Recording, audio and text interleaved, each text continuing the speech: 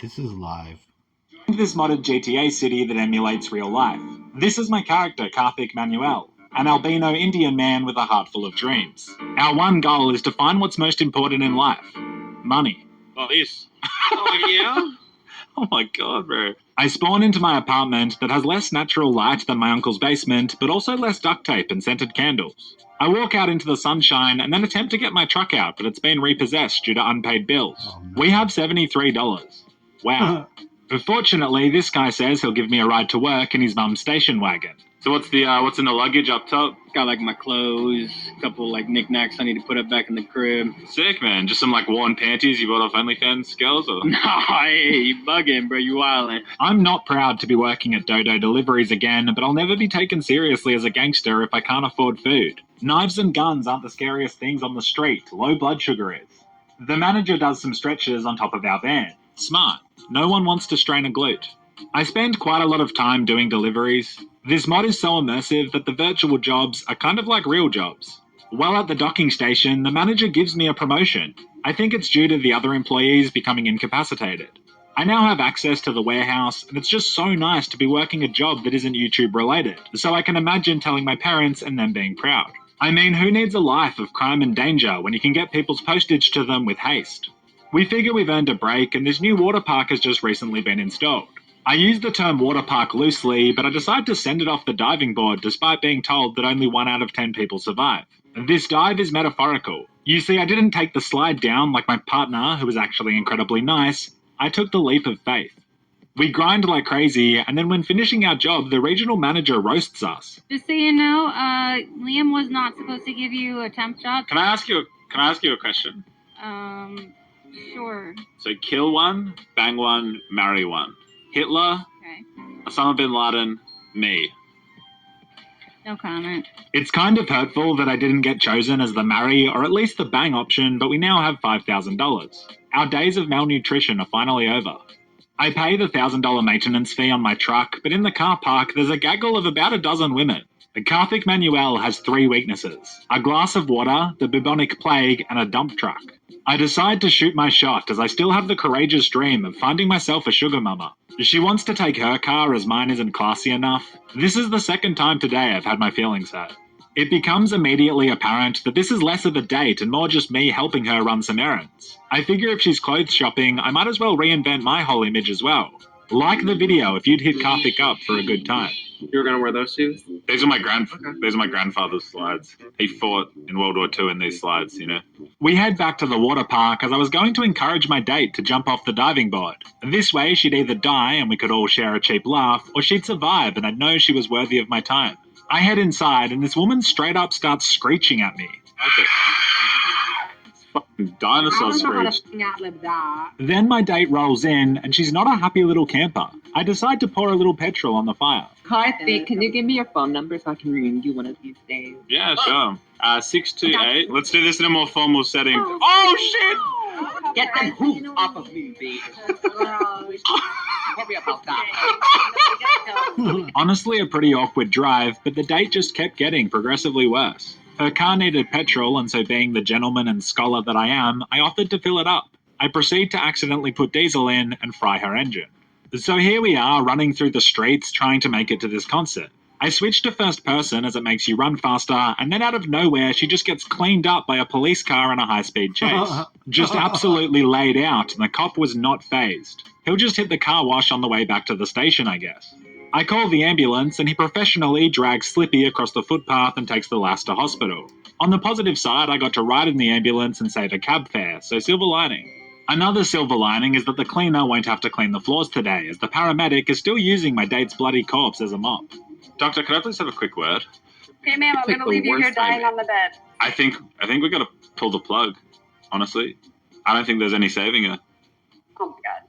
We check her out of hospital and she limps her way to the concert and it feels like a true miracle. There's a guy singing live and he actually kind of slaps. I text one of the girls from the cafe and say I want to kiss behind the red truck. There's fireworks going off, but due to the large amount of players in the area, the game glitches and their faces morph. Even better. I secure the hug and then prepare to leave. Never say goodbye to your date, just quietly exit and leave them wanting more. Seriously. Well, my cherry has been popped. Wait, you're not a virgin? No,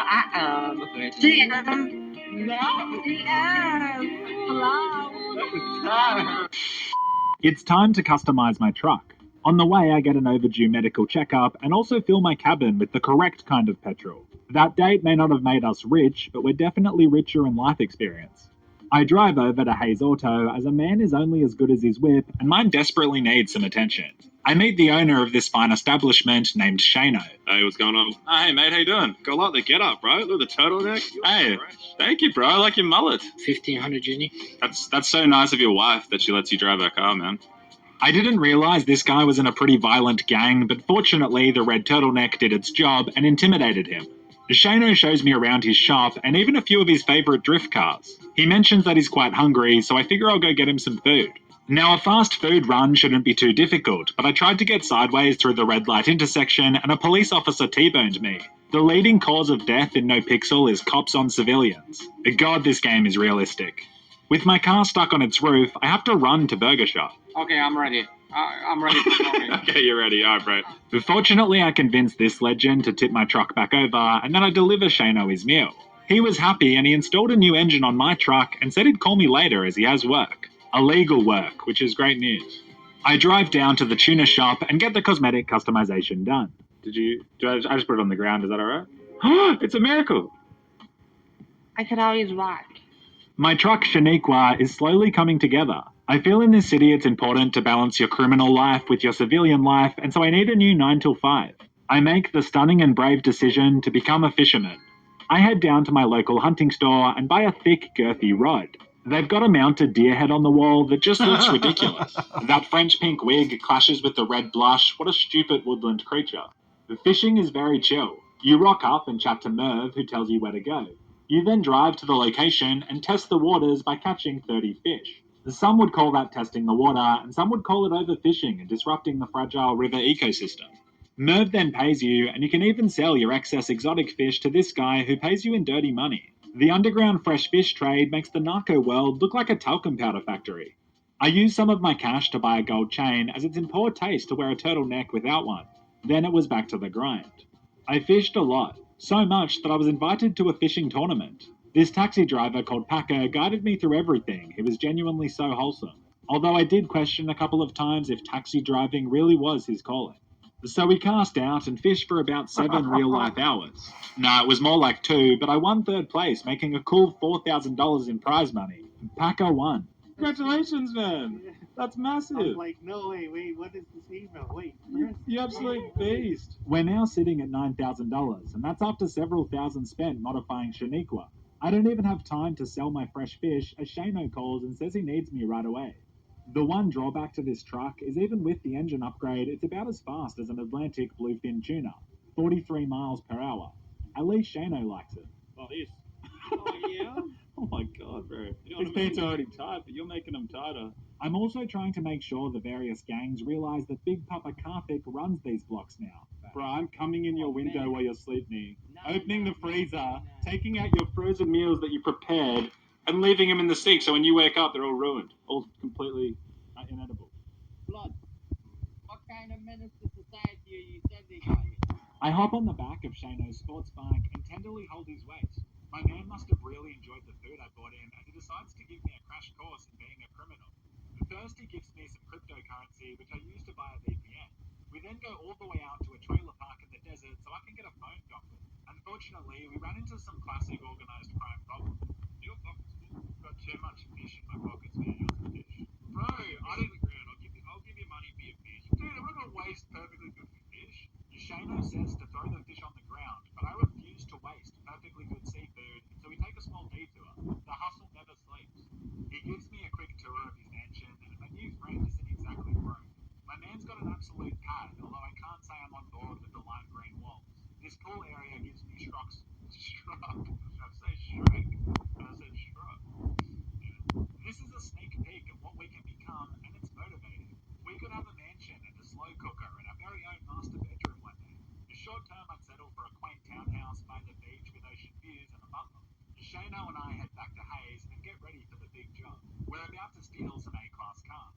The first on the list is a Mercedes AMG.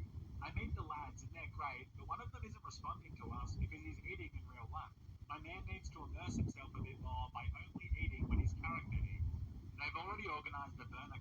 so we head to the car park. Shano gives me a pistol and says to cover him. I couldn't be more ready.